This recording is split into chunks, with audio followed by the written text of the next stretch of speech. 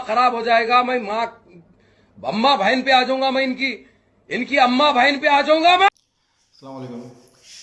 आज कोई ट्रोलिंग नहीं, आज किसी का मजाक नहीं, क्योंकि आज पाकिस्तान अच्छा खेला बनस्बत के जो परफॉर्मेंसेस पिछले काफ़ी टाइम से चलती हुई आ रही हैं उसके मुकाबले आज काफ़ी अच्छा हम लोगों ने परफॉर्म करा, एंड तक फाइट करा, जो कि काफ़ी टाइम से हम लोग लैग कर रहे थे कि हम गिव अप कर रहे थे बहुत जल्दी मैच में।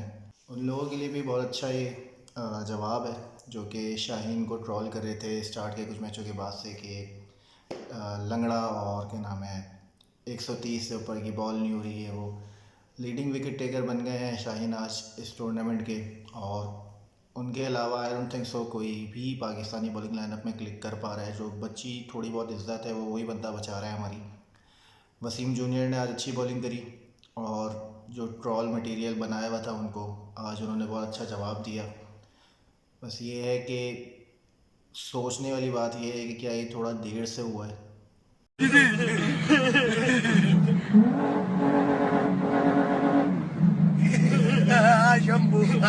इससे ज़्यादा वाहियात स्पिन अटैक कभी भी पाकिस्तान का मैंने अपने उसमें लाइफ में नहीं देखा।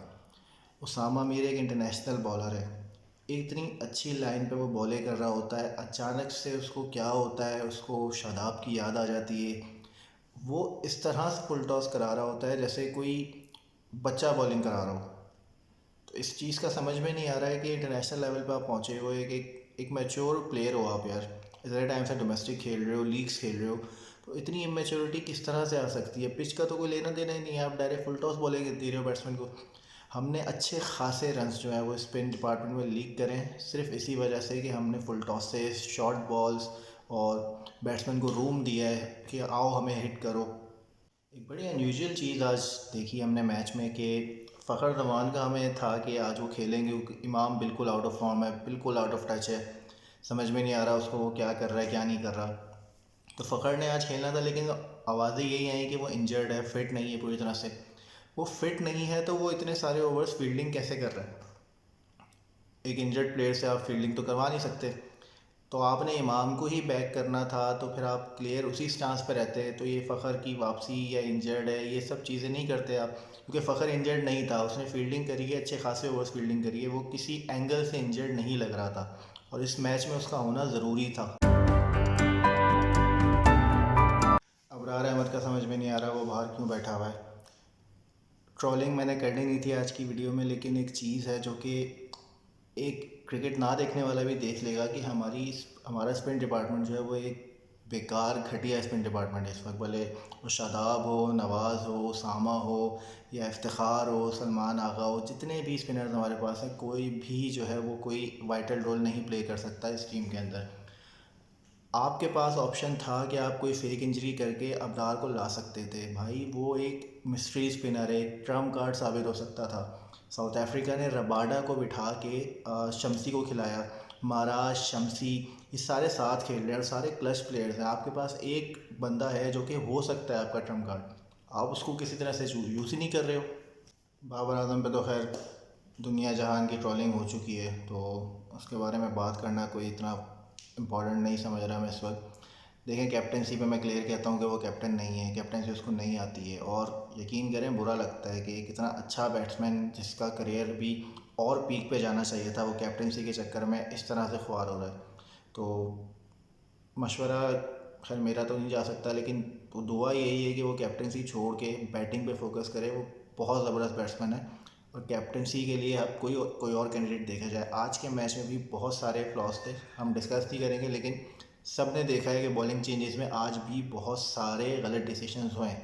तेरी भैन। इस पूरे टूर्नामेंट का समझ में नहीं आ रहा। रिचेस्ट क्रिकेट बोर्ड, दुनिया जहान का पैसा आपके पास है, सारी टेक्नोलॉजी आपके पास है, इतनी झंड टेक्नोलॉजी आप यूज़ कर रहे हो इस टूर्नामेंट के अंदर। पहले ऑस्ट्रेलिया जो है वो सफ़र करा इसी गलत डिसीजंस के चक्कर में। आज पाकिस्तान जीत चुका था ये मैच। वो LBW नेकेड आई से क्लियर दिख रहा था कि मिडल लेग को हिट कर रही है वो बॉल। उसमें रिव्यू में हॉकाई में देखा गया कि लेग स्टम्प को क्लिप कर रही है। ये अंपायर कौन सा था, ब्लैक ब्लैक खेल रहा था, ये समझ में नहीं आ रहा था कर क्या रहा था वहाँ पे।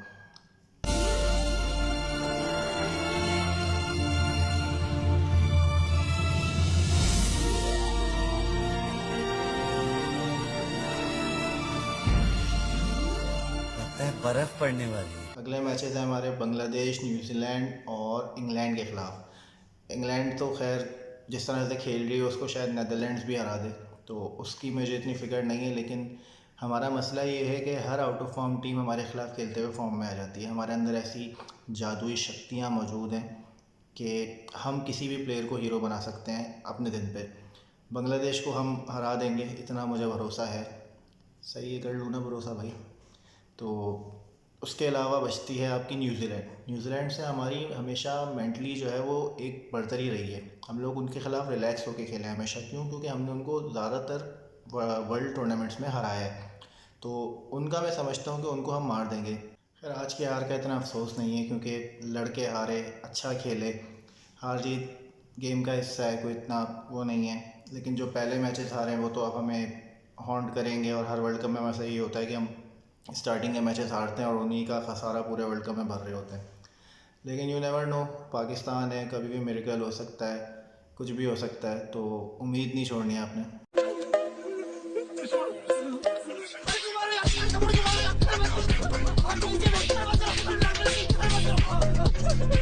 तो अल्लाह अल्लाह करके तीनों को हरा भी दिया, तो फिर भी कैलकुलेशंस पे कहानी जाएगी और हम लोग कुछ इस तरह से जो है वो कैलकुलेट कर रहे होंगे सारी चीज़ें बैठे हुए।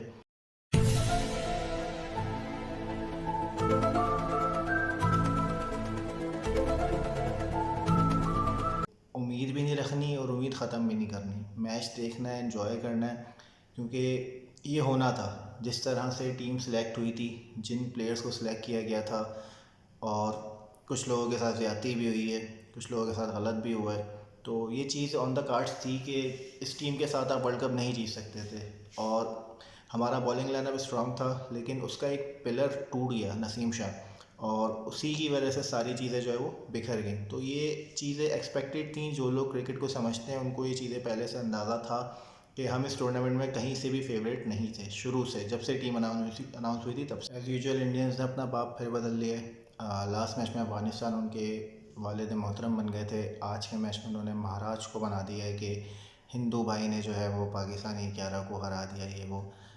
अबे चमन, रन्स कितने चाहिए थे जब वो आया है, लाइफ उसको मिल गई, ठीक है। अल्लाह अल्लाह करके मैं कहता हूँ अफ्रीका का कोई इसमें बड़ाई नहीं थी, किस्मत हमारी बहुत ख़राब थी।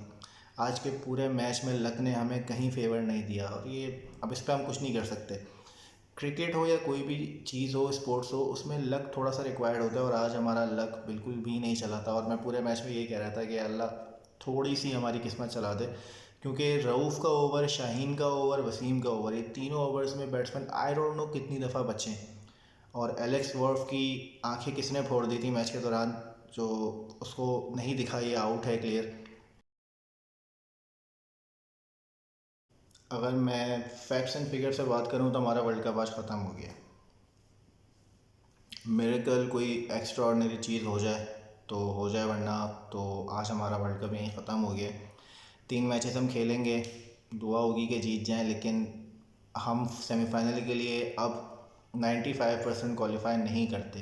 सिर्फ 5% चांस है, और वो भी मैं कहता हूँ किसी मौजज़े का है। कुदरत का निज़ाम कोई चल जाए, सकलैन भाई कोई दुआ हुआ पढ़ दें तो हो जाएगा, वरना ऑलमोस्ट इम्पॉसिबल है। तो जाते जाते BCCI, ICC, umpires, world cup के जो ऑर्गेनाइज़र्स हैं, बिलखसूस इरफान पठान साहब और सहवाग साहब, और मोस्ट इम्पॉर्टेंटली आज के मैच में एलेक्स वॉर्फ साहब के लिए कुछ अल्फाज हैं। कोशिश करना है हेडफोन्स लगा के सुनो तो बेहतर होगा, बाकी आप कुछ समझदार हो। भोसड़ी के मदर चौथ बहन के लोड़े, मच्छर की झांट, गांडू मोटी चूत तेरी, टट्टों के सौदागर।